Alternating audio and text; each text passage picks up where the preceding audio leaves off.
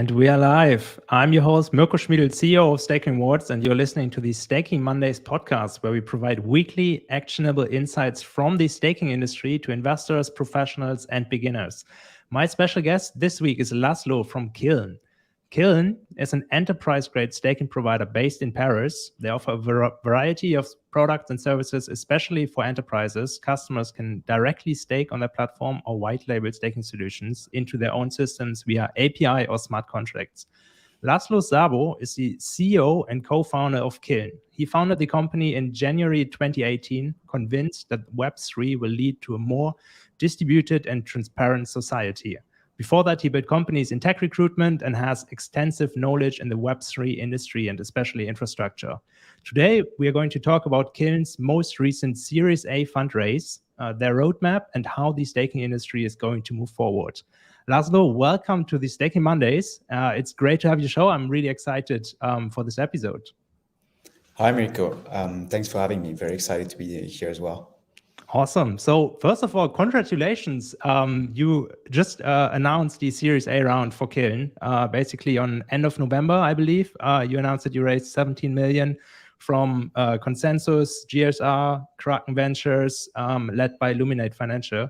And that's so great to hear because it just confirms the staking industry is like a key vertical in the blockchain space, and there are tons of innovations happening, of course, like around liquid staking, MEV, and all of this stuff. But there's so many market opportunities left, and Kiln is obviously at the forefront of that. So I'm wondering, how was it for you guys to raise in this current market environment where everything is a little bit settled, you could say? And did you see any objections from investors? And do you feel like the interest is cooling off, or is it very stable for the staking space, for example? Yeah, very good point. So that wasn't easy. Of course, we kind of started the race before summer, and due to market prices and bear markets, I wouldn't say it was the best time for us to raise. But still, because we had clients, strong products, we also had a vision for the staking industry. Most of our clients, partners, or VCs as well kind of followed us. That was great. This being said, I think one of the objection of some of the VCs were, staking and running validators will become a commodity, which we don't entirely think, to be honest. But still, we were able to show that we can build aggregation products that will enable the multi-staking provider future. And I think that's what convinced our investors in this round. All right. So it was basically the fact that you're not only providing validator services, but you're also an aggregator that kind of convinced the investors in the end? Yeah, 100%. All right. Yeah, that's very interesting. And what would you actually suggest to other founders and teams that are raising right now in the current market environment?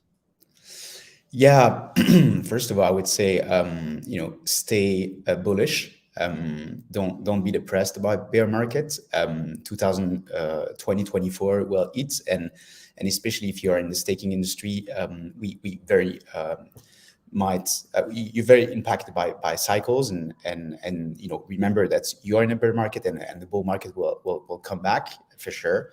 And second is do as much calls as you can, spread your risk on fundraising. So if you can take 50, 100, 150 calls with investors from all over the planet, it's great because you can play with that on finding a great lead. Yes, and last but not least, I think tech industry has been very impacted in terms of funding and money flowing into their different categories, either retail, marketplace, and so forth. In crypto, we still have the chance to have these funds that raised a ton of money to still invest in bear market startups. So yeah, don't be bullish. All right. Yeah, that makes sense. And obviously, it's also a lot of dedication from your side. You already started the company in January 2018. How was the journey for you since then? And now raising the Series A round, it's it would be interesting to hear a little bit from your perspective, like what were like your like what did you see in the market when you started the company in like beginning of 2018, and how did this change over time? Right. Yeah. So if I would tell you that I knew that staking would be a huge industry, maybe Mirko, you understood that. I didn't. In 2017, 19, 18, sorry, I just wanted to be in crypto. I just wanted to build a blockchain company. I discovered Bitcoin in 2014 through a guy called Adam Tredman, who was CEO of BRD Wallet. Now it was been bought by Coinbase. It's Coinbase Wallet. Then I had a friend at Consensus in 2016. So he really explained to me Ethereum and smart contracts. So I bought my Ethereum, and 2017 was the crazy ICO period. And I obviously followed that. And then at the end of the year, it's like, okay, I should move full time to the space. This is way too exciting. I want to be part of the decentralized future. So I launched my first kind of products around HR. So HR certification, background certification on Ethereum, because I launched my first startup back in 2015 as a tech recruitment company. And then we pivoted. We basically understood that the space needed some scaling tools, such as RPC endpoints as a service, like private node as a service, public node as a service. I knew the Cosmos guys since 2018, so I've seen Game of Stake, but I wouldn't take the staking industry as like big enough or serious enough to launch a product in that category. And I was wrong. Frankly, I think I just missed it. And then in 2019, looking at companies like Bison Trails, I saw the opportunity for institutional staking products. And obviously, I understood staking would be the core primitive of blockchains. Most of the blockchains out there will be proof of stake and not proof of work. So I was like, okay, maybe that's the time to join. And we've been building institutional staking products since then, right? Since 3 years now. That's awesome. Yeah, it's great to hear that you actually started not with staking, but you just saw like certain needs in the industry and started a company around that, and then it evolved to become a staking company in the end, which is great. Like you mentioned, especially like the need from enterprise clients for like staking solutions, and that's, by the way, sorry to cut you a bit. Staking rewards. I remember an article in 2020. It's called about the corporate validators. Maybe I think Gleb and you, Mirko, like wrote that. And I thought that was visionary, right? I look at that, I was like, wow.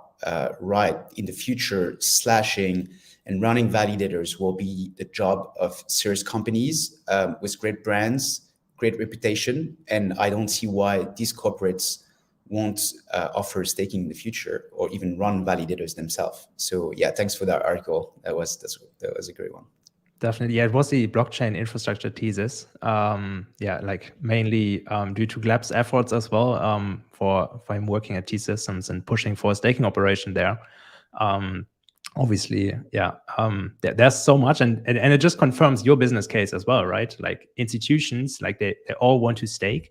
And obviously these solutions are sought after to be like very sophisticated, and like what do you see like are the biggest needs from enterprise clients compared to like, let's say, retail clients? Like what are the different like how do they approach staking, and when do they pivot into staking? Like what are the requirements that they need to see from a product side? Yeah, that's a very good question.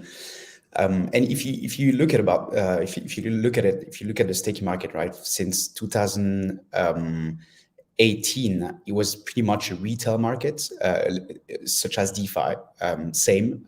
You would have adoption from people investing in the ICOs and then delegating to the different delegated proof of stake validators, such as on Solana or other DPoS chains.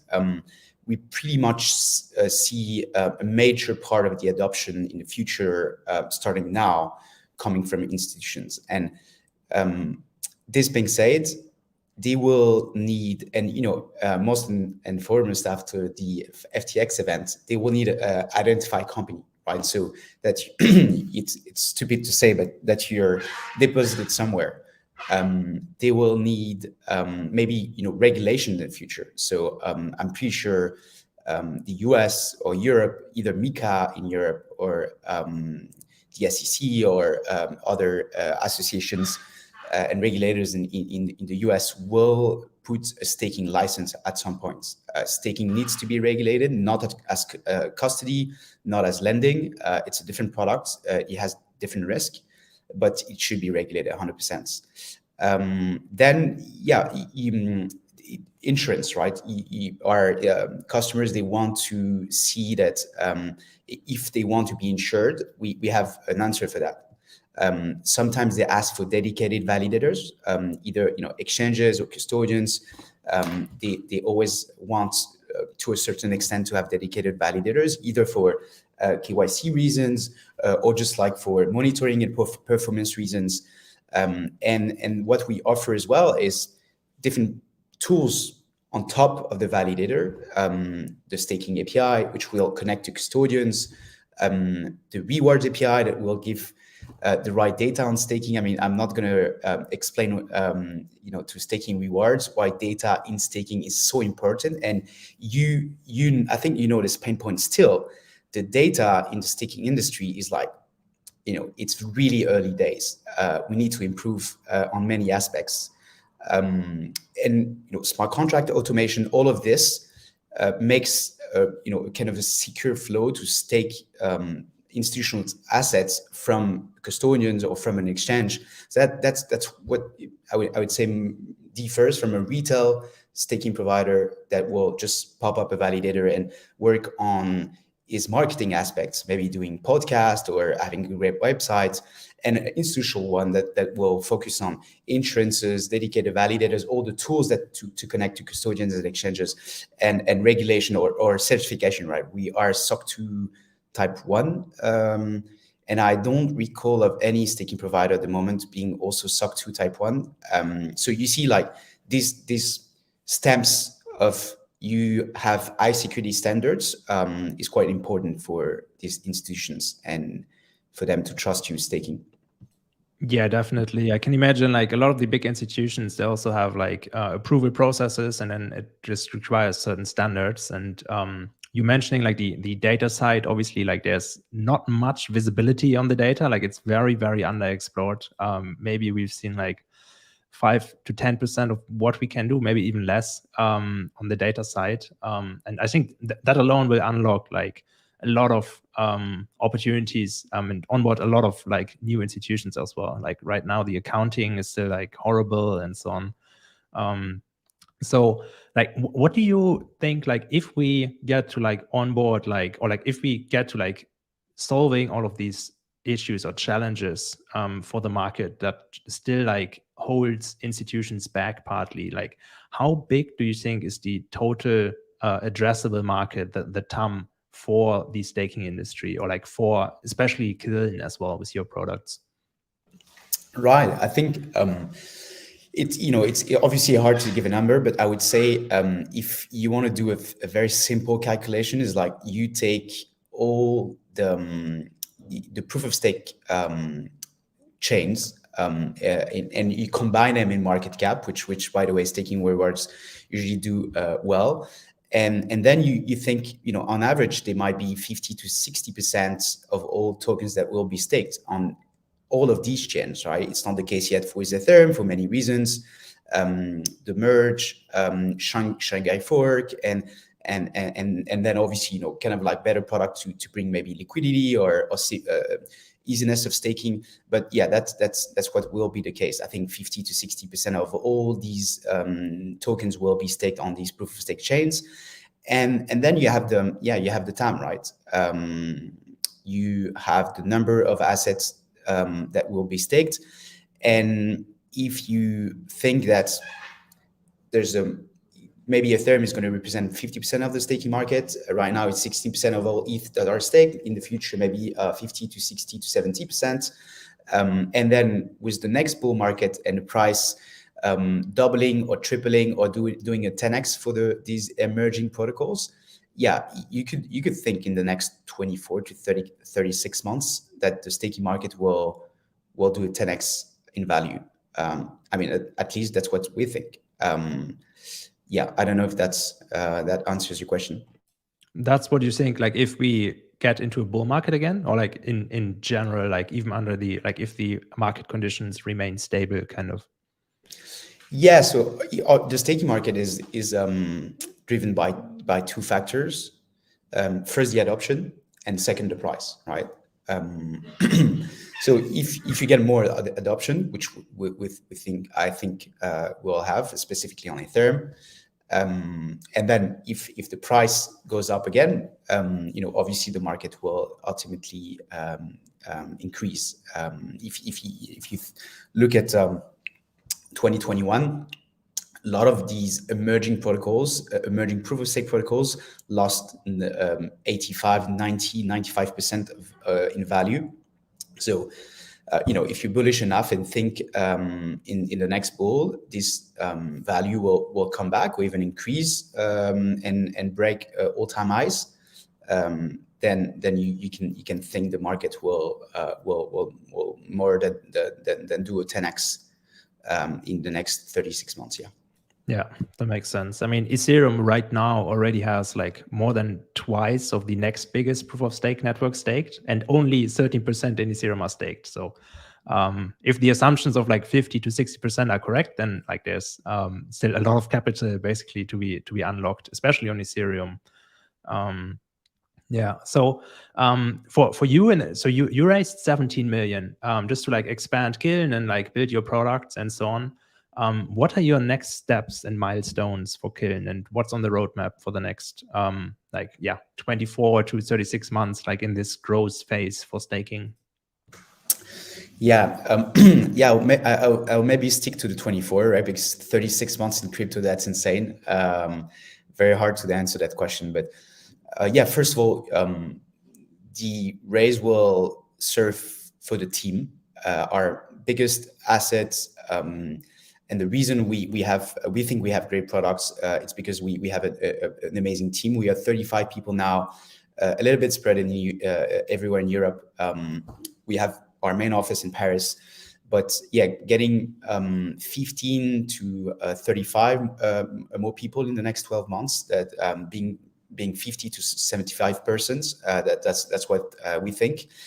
On every position, right? DevOps, smart contract, backend developers, finance, as you mentioned, Mirko's like the accounting settlement is quite hard to do in crypto and staking. So yes, having more people, and these persons will focus on reinforcing our products. So Kiln Connect and Kiln On-Chain, we might come back to that later.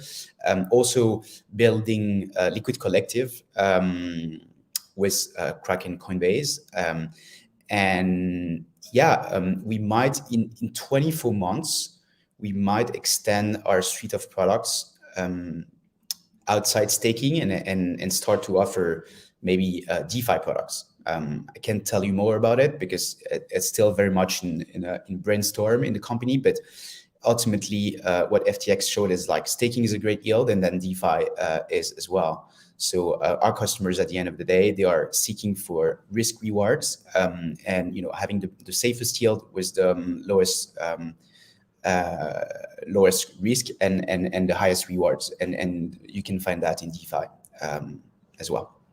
Yeah, definitely. And especially probably with like DeFi and staking kind of merging more and more with liquid staking products. And you also mentioned the liquid staking collective, which does exactly that for enterprise clients as well. And I believe like, I think we also have a survey in our staking ecosystem report that's going to come out soon on like, I think 81% of the people are looking into or are already using liquid staking products. But a lot of them are still like kind of on the fence because they also see risks. So it just makes sense to build more sophisticated solutions on that side. But there's clearly a very high demand. And obviously like the staking market is very like there's a lot of things happening, and you at Kiln also have a very broad product suite. Like you already mentioned Kiln Connect and Kiln On-Chain. You have the Kiln dashboard for enterprises, and you also run validators, Kiln Validators. If you had to pick one of these verticals, like what would you say is your main product, and like what is your absolute sweet spot at Kiln? And maybe elaborate on the product a bit. Yeah, that's a very good question. And I think I'll pick Kiln Connect on-chain because it theoretically does the same, right? It just like one is on all DPoS protocols and the other one is specifically on Ethereum. These are aggregators to enable a multi-staking provider future, and for our clients. Clients would be primarily custodians, exchanges, wallets, and then market makers, crypto funds, funds in the industry. What Kiln Connect does, for example, is that it's an SDK that wrap the connection to custodians. So let's say Ledger Enterprises or Fireblocks or other custodians that we are integrating now, and it can programmatically stake and unstake. So you can use the API if you're a market maker and automatize the staking function, or you can just push a one-click staking integration from this custodian, and then it gives you the right data, right? We run aggregators, we run indexers on all of these chains so that you know exactly how much you're going to earn block per block if you stake your Solana from Fireblocks or if you stake your Near. So that's Kiln Connect, and it works. It's validator agnostic, right? So if Fireblocks works with 2 or 3 different staking providers, they can use Kiln Connect on top to integrate other staking providers faster, and again to get the right data of like how much a customer is earning staking Solana choosing one of these providers. It also enables an easiness of spreading the stake, right? So I don't know if you are, let's say, let's take an example, GSR, and you want to use 3 staking providers. Why would you like to use 3 staking providers? Because first you make it more decentralized. That's what staking and validation power is all about. And second, you spread your risk, right? The largest risk in staking is slashing, and the main reason one company or another company could be slashed, it's just because they had their operation wrong, or they got hacked or something like that. So spreading the risk and decentralizing the protocol more and more is really important for these institutions. They understand that. So Kiln Connect does that, and Kiln On-Chain, it's basically a smart contract that allows any amount of ETH to be staked in one transaction and then to automatize the rewards, right? On Ethereum, you have this protocol rule that 100% of the rewards goes to one. It's not delegated in that sense. It goes to one wallet, the one that's staked. So the smart contract allows for us or our partners to take a commission. So again, these 2 products, and again, Kiln On-Chain is validator agnostic. So Ledger Live and Ledger Enterprise uses Kiln On-Chain on top, and us at Validator in the backend. But in the future, they might use other validators again to spread the risk, to offer choice to the client, and to make these networks more decentralized. That makes sense. And like with the Kiln validators directly integrated into Kiln Connect, do you see any like potential conflict of interest there for like running the infrastructure, but also running the aggregator at the same time? That's a good point. And if we weren't running validators, I guess we would have never come up with these solutions, because we wouldn't get the pain point of like getting the right data for our clients or spreading the risk. I think it's not really a conflict of interest, at least for us, because we came from the second wave of staking providers, right? So we're not as big as the retail or even 1 or 2 institutional staking provider that launched in 2018. So we came in 2021, 2022 and said, okay, the market will need a multi-staking provider future. So in that sense, we just listen to our clients and we realize, okay, that's evidence. Anytime we are speaking to a very large institution that want to offer staking to their users, they would love to have different providers. The reason sometimes they don't, it's because it takes time to integrate a staking provider. So it's like, okay, why not, launching a product that does it in a super fast way, and why not pushing our other friends, staking providers, to work with us on that? So yeah, we don't see much a conflict of interest there. Yeah. And I mean, it's crucial for decentralization as well to be able to spread the stake easily. And I think it's exactly what you mentioned. It's like right now it's still like pretty complex, setting up like a distributed validator set kind of. But it will become even easier to like for institutions to delegate to like many different validators at the same time. That's a parallel to what happened to after the FTX event. One of the reason these exchanges in the earn section had so many centralized lending versus staking, right? So if you go to Gemini, you get an 8% on all of these coins. Why was it coming from Genesis and not from the staking yield? You wouldn't have this problem and default of the earn section if there would be much more staking in there. The reason is that it was much easier for all of these exchanges to call Genesis a week after they were live, offering 8 to 9% on all of these tokens, than offering staking that would take them like months of integration, right? So it's not that the staking yield is much better than the centralized lending yield, but we still have to make products for them to integrate faster, so that they don't see a pain versus centralized lending, and that's kind of our mission. Yeah, and obviously, like it always comes with an increased risk as well, or like at least potentially increased risk. Going with like DeFi instead of staking, was like staking is supposedly one of the safest yields in the crypto market. Do you agree with that narrative? Like you're also thinking about going into DeFi products. Like how do you see the risk profile of like DeFi versus staking, for example? I think I agree with that. First, short answer. DeFi, you still have, the very good example is like, it's staking versus liquid staking. Staking is not DeFi, and liquid staking start to be DeFi. So what is the additional risk you find on top of a liquid staking protocol? You have a smart contract risk. You have the secondary market risk of the liquid staking or the receipt token that can depeg from the native assets. We've seen that with Lido, but frankly, it could happen with any of other liquid staking protocol. So yes, these are additional risk that you wouldn't find in staking, but still, again, the advantage of DeFi, it's everything happens on chain, very transparent.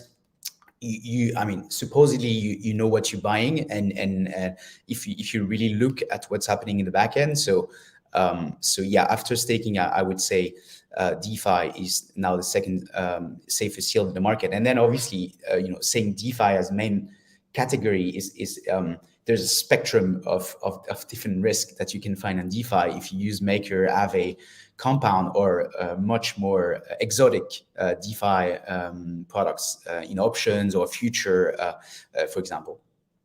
Yeah. No, that makes sense. It's definitely way more differentiated, but also probably expecting the staking yield to be further differentiated with products like what you are building, for example, and so on, that there are different risk profiles, even on staking itself.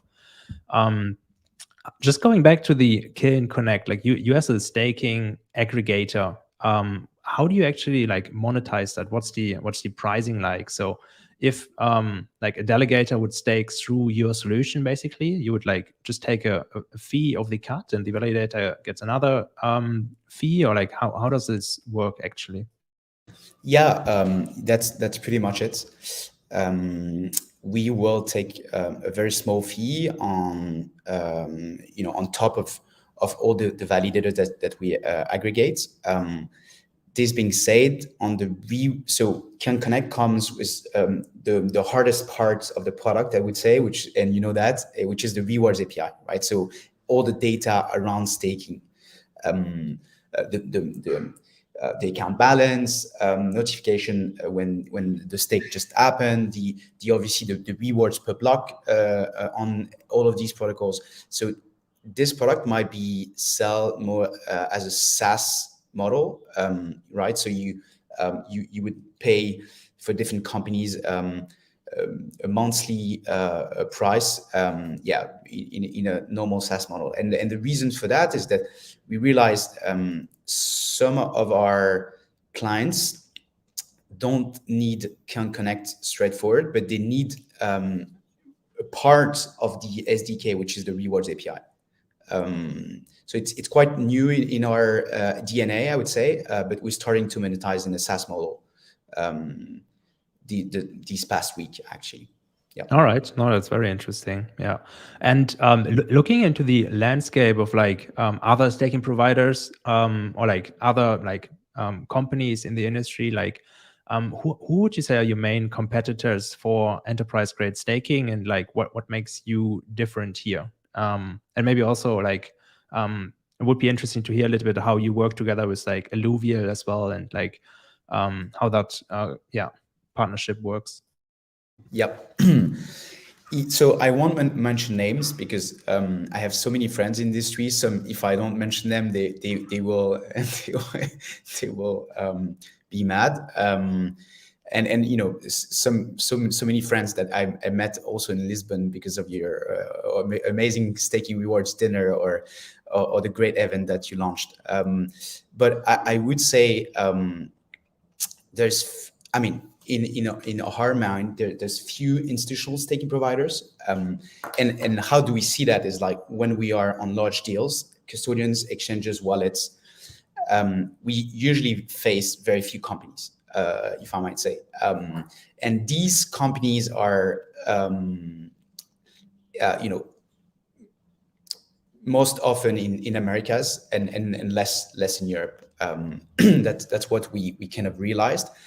Then we on the on-chain product is quite unique, and we don't see much of a direct competition nowadays. The Kiln Connect, there might be one or two other companies working on that, and then on the rewards API and everything data staking related, there are different companies working on this problem. Rate and Network is a very good one. For example, my friend Elias, that I'm sure you know.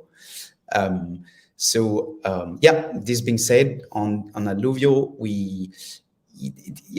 so coming back, Alluvial Liquid Collective, we met a year and a half ago with Lorian, CEO of Figment. So you see like one of our largest competitor, and we both were working with Lido. We work with Lido since beginning of 2021, whereas the second wave of infrastructure providers supporting Lido.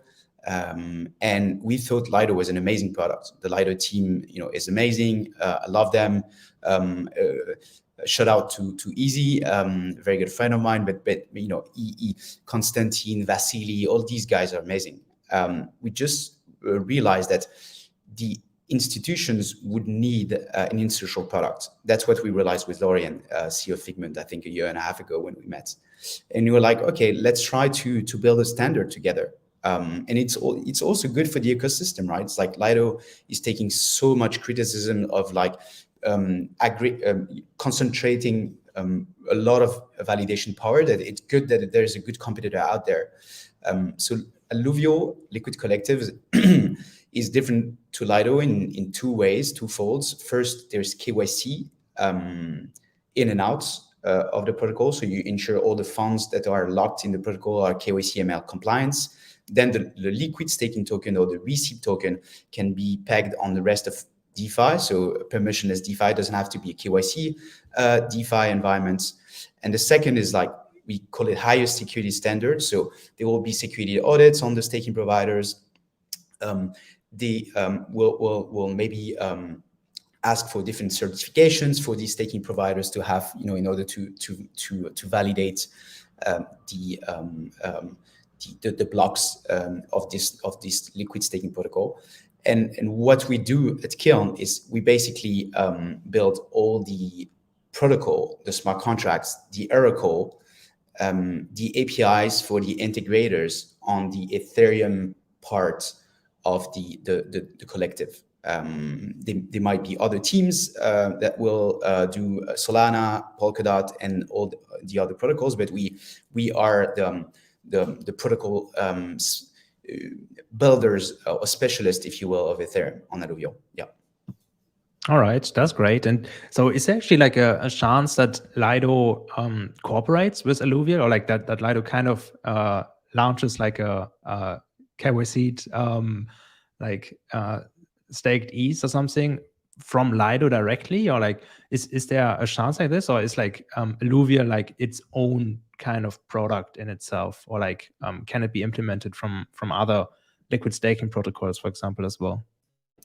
Yeah. So first off, I have to say that I still have, I personally, I'm not saying that's the case for anyone at Liquid Collective. I still have very, very close relationship to the Lido team, just because we owe them a lot, and I'm very close to these folks. So we usually catch up on quarterly basis just to see how we could improve standards in the industry and make Ethereum more decentralized, which is ultimately our goal from all of us. So this being said, I don't personally think, you asking the question, so I can tell you my frank answer. I don't personally think Lido will launch a KYC version at the core protocol, just because I'm not sure their community would understand that today, regarding all the criticism that they received. This being said, it doesn't prevent another company to build a KYC version on top of Lido. You see the difference? So the core Lido team won't build it, but you never know what anyone could build on top. Yeah, that would be interesting to explore. Obviously, yeah, it probably would make sense for the spectrum of Lido itself. But yeah, maybe someone will come along and build something on top of that. And that's the cool thing about the liquid staking and DeFi, that it's like composable in general. And just being said, like I think Alluvial / Liquid Collective is kind of the major, I would say the only one, but I would say the major institutional offering right now in the market. Yeah, that makes sense. And so we have one question from the audience here, like which partners is Kiln integrated with? It would be great to hear from you, like which other partner, like who else are you working with compared to like Alluvial? Like I know you are integrated in Ledger, right? And like you mentioned Coinbase Wallet. And how does this work exactly? Maybe elaborate a little bit on the other partners that you work with. Yeah, I think, I mean, I didn't mention Coinbase Wallet as like we integrated to them. I mean, Coinbase Wallet could be a great partner, but we haven't say anything public about it yet, and might never. So this being said, yeah, we work with Ledger. Ledger is a good one. Ledger is using on-chain, so you can stake now batches of 32 ETH in one transaction. And then the rewards, we take 8% commission, and the rewards are dispatching are then automated through a smart contract. You will be able in Q1 to stake any amount of ETH. So basically a liquid staking kind of UX, the thing you can do with Lido, but without a liquid staking token. It's still very direct staking, so that you can manage your profile risk. You might say, okay, Lido is amazing if I'm a consumer using the Ledger Live, but I also want to directly stake on the network, because there might be a risk associated to a liquid staking token Lido. Then we work with Binance US. That's another exchange that we work with Binance US, another exchange that we work with. And the Binance US might use Kiln Connect in the future to automatize everything, so that if someone on Binance stake their Solana, then the flow of staking is automated through one of the B2B custodian that they use in the backend, right? So it's everything automated, and you don't have to, because that's used to be the case. You have to understand how these exchanges work. They used to have someone in the backend that would take a Ledger Nano and every day stake manually and look at how many people on this exchange, staked per day, and they would do it manually through a Ledger Nano. Like, this is an old time, and everything will be automated through B2B custodians in the future. And then we'll announce, I think Q1, other major players using Kiln Connect and on-chain. You have to think that today, if you're a wallet and you want to offer staking on ETH on any amounts, if you're a self-hosted wallet, you want to offer staking on ETH on any amount that is not liquid, it's not possible. So that's what basically on-chain is solving. Yeah. Yeah, that makes sense. And yeah, I think I mixed something up with the Coinbase wallet there. But you mentioned for the so basically, like, delegators can stake through the Kiln API, and there's no token. So it's very similar to the liquid staking, but without a token. Have you ever considered rolling out your own liquid staking derivative as well from Kiln directly, or is that something that's on top of your mind, or? Because we work with Alluvial, and we think Lido and Alluvial are two different great offering in the market. No, we won't do that. But I can tell you that we see centralized liquid staking token emerging more and more in the future, right? You have seen the BETH, I think was the main first one, Binance ETH, then the CB ETH. We see other exchanges or very large institutions launching their own liquid staking token for many reasons, which I think, even if it's often a centralized version of liquid staking, it's again, it's still good for diversity in the ecosystem.